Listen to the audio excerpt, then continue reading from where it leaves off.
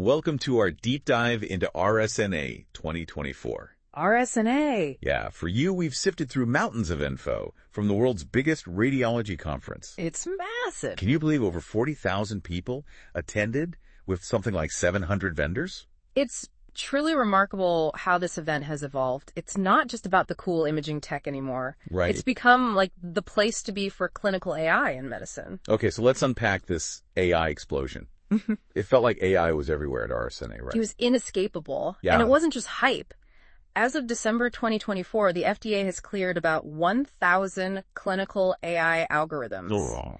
And get this, 80% of those are specifically for medical imaging. Really? This is really changing the game. So it's not just a research project anymore. It's really becoming a part of everyday practice. Were people just celebrating AI, or were there some tougher conversations happening too? There was definitely a lot of excitement, but the really interesting discussions focused on the practical challenges. Okay. For example, there's a lot of focus now on drift, where an algorithm might work great initially, but then as data changes over time, its accuracy can drop. That makes sense. Yeah. The world keeps changing, so the algorithms need to keep up. Yeah. Anything else that caught your attention on the AI front?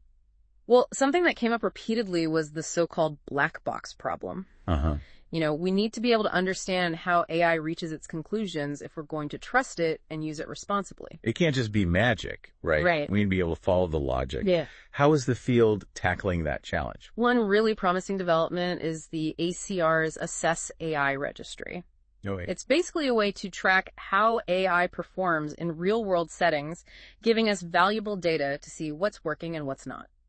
It sounds like radiologists are really taking a proactive approach to AI integration, not just blindly jumping on the bandwagon. Absolutely. They're embracing the potential while also acknowledging the potential pitfalls. It's a smart approach. Now, beyond AI, another area that saw a lot of buzz was CT, Okay. specifically cardiac CT angiography, or CCTA. CCTA, right. Can you quickly remind us what that is and why it's suddenly so hot? Of course, CCTA is a type of CT scan that uses contrast dye to visualize the arteries of the heart. Okay. It's a powerful tool for detecting and diagnosing heart problems. Recently, new guidelines have come out strongly recommending CCTA for certain patients, which has driven a surge in demand. So the guidelines are basically saying, hey, this is a really useful test. Let's use it more. Exactly. And vendors have responded with a flood of new CT scanners, specifically optimized for cardiac imaging.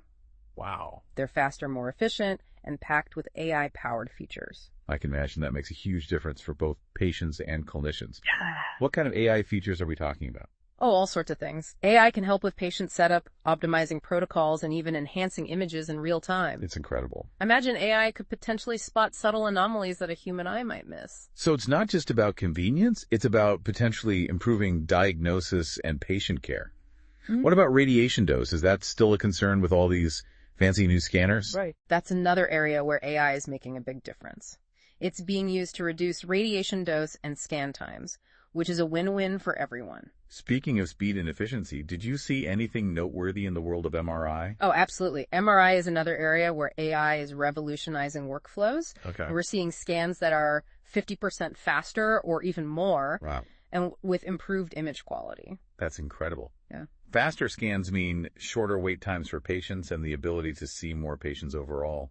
What are the implications there? Well, this could be particularly impactful given the ongoing radiologist shortage, Right. which, as you might expect, was a big topic of conversation at RSNA. Yeah. But more on that later. Okay, teasing us a bit there. But before we get to the radiologist shortage, tell me more about what's new and exciting with MRI technology. Well, aside from speed and AI integration, there's also a growing focus on sustainability. Okay. For example, Philips showcased its Blue Seal MRI technology, which drastically reduces helium use. Helium, of course. I remember reading about the helium shortage and how it was affecting MRI. So this new technology could be a game changer. It could make MRI more sustainable and potentially less expensive in the long run. Right. And Philips isn't the only one pushing the boundaries. United Imaging is developing its UMR Ultra MRI system, Okay. which promises to capture the body in motion. Hold on. Capturing the body in motion. What does that even mean? Essentially, instead of static images, imagine dynamic videos of the body's internal workings. Oh, wow. They could revolutionize how we understand things like joint movement, blood flow, even organ function. That's mind-blowing. Yeah. It sounds like we're moving from snapshots to full-blown movies. It's an exciting development for sure. And it's just one example of how innovation is shaping the future of radiology. But as we hinted at earlier, there are also some serious challenges facing the field, particularly the radiologist shortage. Okay, let's dive into that. What did you hear at RSNA about the shortage and how it's impacting things? Well, just the sheer number of recruiters at the event was telling Really? we're talking double the pre-pandemic levels, which highlights the intense competition for talent. Wow, double the recruiters. That really underscores the severity of the shortage. Were there any discussions about potential solutions? There were a lot of conversations about creative ways to address the workforce gap. One idea gaining traction is expanding the role of non-physician providers, like with physician assistants and nurse practitioners. That makes sense. Could you elaborate on what that might look like in practice? Of course. These non-physician providers could potentially take on some of the more routine tasks in radiology, freeing up radiologists to focus on more complex cases. It sounds like a promising avenue, but I imagine there are also some important considerations around training scope of practice and ensuring patient safety. You're absolutely right. It's a complex issue that requires careful thought and collaboration among all stakeholders. But it's encouraging to see the field actively exploring these kinds of solutions. It sounds like there's a real willingness within radiology to adapt and evolve in response to these workforce challenges. Absolutely. And that adaptability extends beyond workforce issues. One of the most striking takeaways from RSNA 2024 was the focus on environmental sustainability. It seems like sustainability is becoming a major theme across all industries, and it's great to see radiology taking a leadership role. What were some of the key discussions in this area? Well, the discovery of gadolinium contamination in the water supply really sparked some important conversations. Oh, wow. It highlighted the unintended consequences of medical imaging and the urgent need for sustainable practices. Gadolinium, right? That's the contrast agent used in MRI, right? So what are some of the potential solutions to address this contamination issue?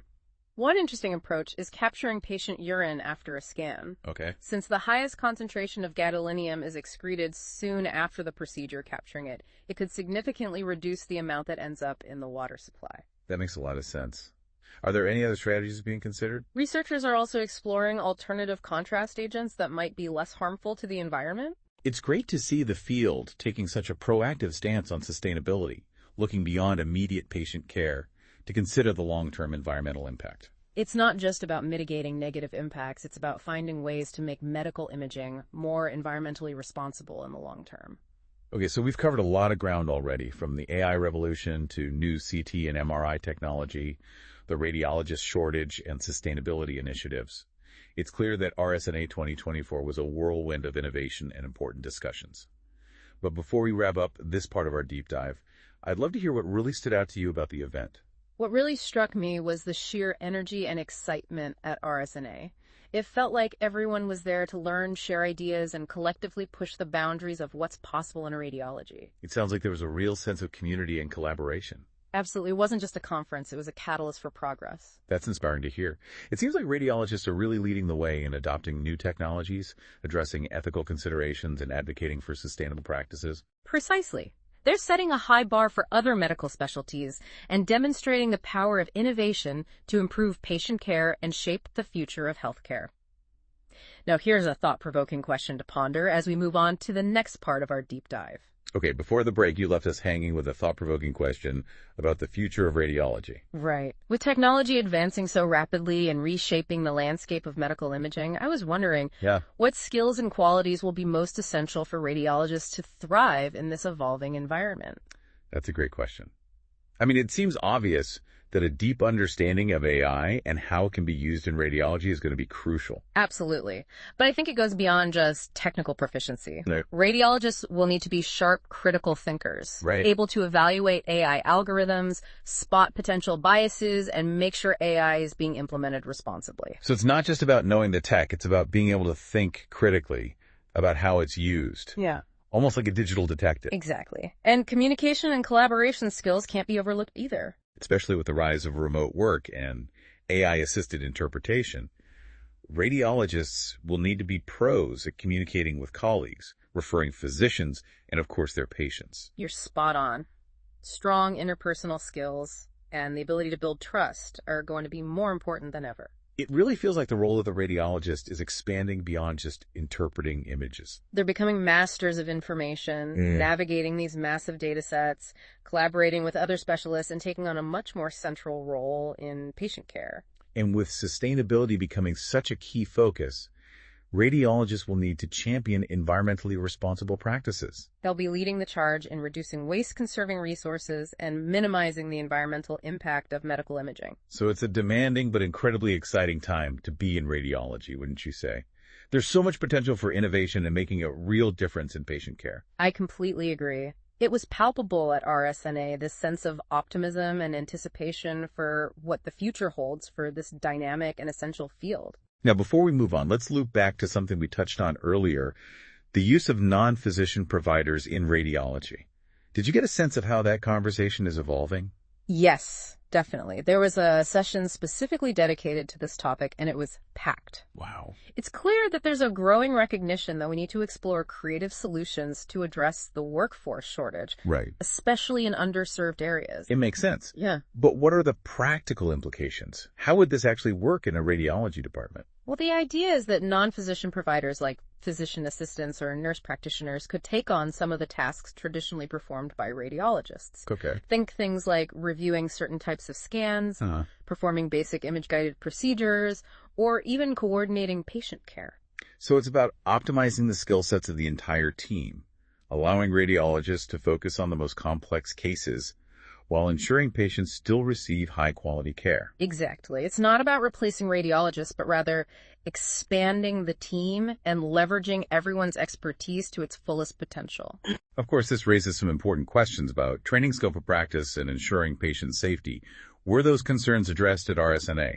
Absolutely. There is a lot of emphasis on the importance of developing robust training programs for non-physician providers in radiology. Okay. And there is consensus that any expansion of their scope of practice should be done gradually and with careful oversight to ensure patient safety remains paramount.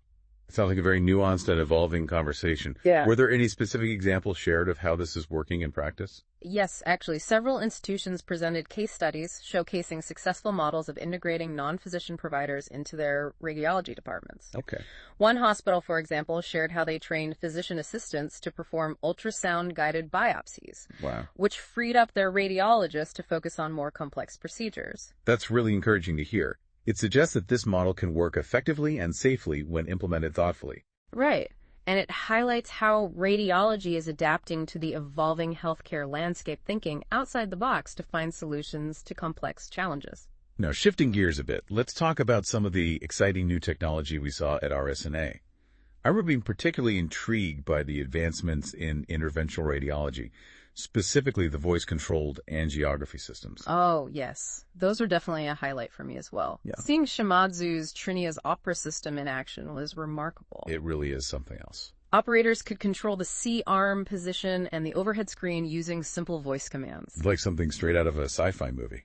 No more fumbling with buttons or needing someone else to adjust things for you. How would this impact procedures in real life? It has the potential to streamline workflow, immensely saving time and maintaining sterility in the interventional suite. Right. Imagine the operator can simply say, move the C-arm left, or zoom in on the artery, and the system responds instantly. It sounds like it could improve efficiency, reduce errors, and even minimize radiation exposure. Were there other vendors showcasing similar technology? Yes. United Imaging was also demonstrating a work-in-progress version of voice command control for their UAngioAviva angiography system. It seems like this technology is poised to become a standard feature in the near future. That's incredible. And it's not just angiography, right? It seems like voice control is finding its way into all sorts of medical devices and equipment. Absolutely. We're seeing voice-activated dictation software, smart assistants for scheduling and patient communication, even robotic surgery systems that respond to voice commands. Yeah, it really is amazing. It's truly a transformative technology that has the potential to revolutionize healthcare. Speaking of transformative technologies, another area that really captured my attention was the advancements in 3D printing for medical applications. Oh, yes. 3D printing. Yeah. It was everywhere at RSNA. From anatomical models for surgical planning to personalized implants and even bioprinting, the possibilities seem endless. I remember seeing a presentation on how 3D printed models are being used to help surgeons plan complex procedures, especially for delicate surgeries like brain or spinal cord operations. Exactly. Having a 3D printed replica of the patient's anatomy allows surgeons to visualize the procedure in detail, plan their approach meticulously, and anticipate potential challenges. It's like having a dress rehearsal for surgery. And it's not just about planning, right? Yeah. 3D printing is also being used to create custom implants and prosthetics tailored to each patient's unique anatomy. Absolutely. This is particularly exciting for patients with complex bone defects or limb differences. Instead of relying on generic implants, they can now have devices designed specifically for their bodies, Right. which improves fit function and overall outcomes. It's truly remarkable how far 3D printing has come in such a short time. Were there any presentations on the potential of bioprinting in radiology? Yes, there were a few presentations showcasing the latest research in bioprinting. This field is still in its early stages, but the potential is enormous. Imagine being able to print functional organs or tissues using a patient's own cells. That's incredible. It sounds like science fiction, but it's becoming a reality. What are some of the challenges and ethical considerations surrounding bioprinting? Well, one of the biggest challenges is ensuring the safety and efficacy of bioprinted tissues and organs. We need to make sure they function properly and don't pose any risks to the patient. There are also ethical considerations around access to this technology and the potential for misuse. It's a complex field with a lot to consider, but it's undeniably exciting to see how this technology is evolving and what it could mean for the future of medicine. Absolutely. 3D printing, along with AI and other emerging technologies, has the potential to reshape the landscape of healthcare as we know it. Okay, so we've covered a lot of ground in this part of our deep dive, from the expanding role of radiologists to the use of non-physician providers, and of course the latest advancements in technology like voice control and 3D printing. But before we wrap up this segment, I'd love to get your perspective on what all of this means for the future of radiology. What are the key takeaways for our listeners? I think the main takeaway is that radiology is at the forefront of innovation in healthcare. It's embracing new technologies, adapting to workforce challenges, and taking a proactive approach to sustainability. It's not just keeping pace with change, it's driving change. Exactly. And that's incredibly exciting. It means that radiologists will play a crucial role in shaping the future of patient care. It's a dynamic and evolving field full of opportunities for those who are passionate about technology, patient care, and making a real difference in the world. Now, as we move on to the final part of our deep dive, here's something for you and our listeners to consider. Given all the advancements we've discussed, how do you think the relationship between radiologists and other medical specialists will evolve in the future? You left us with a great question before we move on. How will the relationship between radiologists and other medical specialists change as the field evolves? Any initial thoughts? I think it's already happening, this shift from radiologists being seen as just image readers to becoming true collaborators in patient care. Right. It's not just about providing a report. It's about being part of the team. How do you see that playing out in practical terms? Well, think about the role of AI. As algorithms become more sophisticated, they can help flag potential issues or highlight areas for further investigation. Yeah.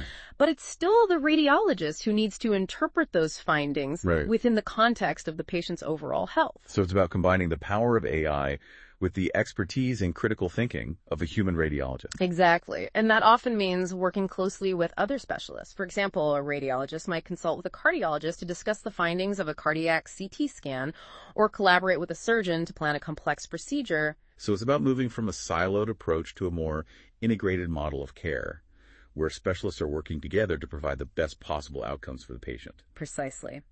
And I think this collaborative approach will only become more important as technology advances and we're faced with increasingly complex cases. It sounds like radiologists will need strong communication skills, not just to explain their findings, but also to advocate for their patients and ensure their voices are heard within the larger care team.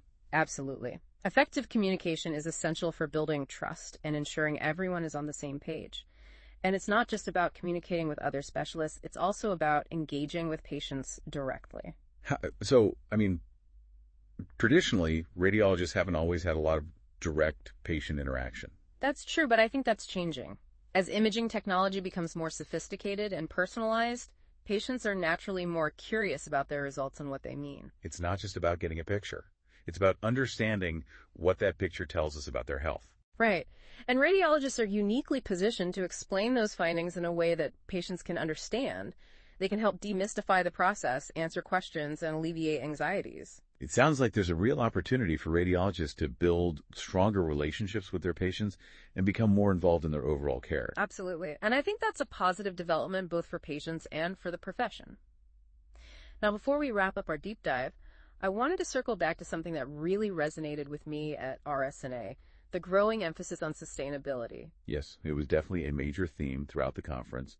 It feels like the entire field is taking a more holistic approach beyond immediate patient care to consider the long-term impact on the environment. And it's not just about feeling good, it's about making smart choices that benefit everyone. For example, reducing radiation dose isn't just good for the patient, it's also good for the environment. Right. Less radiation means less waste and less energy consumption overall. It's a win-win. What other sustainability initiatives stood out to you at RSNA? Well, aside from capturing patient urine to reduce gadolinium contamination, there was also a lot of talk about optimizing imaging protocols to minimize energy use, and there was a real push to adopt more environmentally friendly contrast agents. It sounds like a multi-pronged approach addressing sustainability from every angle. Yeah. What do you think is driving this shift within radiology? I think there are a few factors at play. First, there's a growing awareness of the environmental impact of healthcare in general and medical imaging specifically. Second, there's a recognition that sustainable practices can actually save money in the long run. Makes sense. Being environmentally responsible doesn't have to come at a financial cost. Right. And finally, I think there's a sense of responsibility within the profession. Radiologists are realizing that they have a role to play in protecting the environment and ensuring a healthy future for everyone. It's inspiring to see how radiology is stepping up to address these challenges. It's a field that's not only innovating at a rapid pace, but also doing so with a conscience. Couldn't agree more. I think RSNA 2024 really showcased the best of what radiology has to offer: a commitment to patient care, a passion for technology, and a willingness to embrace the future, all while keeping sustainability top of mind. Well said. It's been an incredibly insightful journey exploring all these themes with you. I'm sure our listeners have a lot to think about as they process all the amazing innovations and thought-provoking discussions we've covered. I hope so. We've only scratched the surface, but hopefully this deep dive has sparked some curiosity and provided a glimpse into the exciting future of radiology. And that concludes our deep dive into RSNA 2024. Thank you for joining us on this fascinating journey. Until next time, keep exploring, keep learning, and keep diving deep.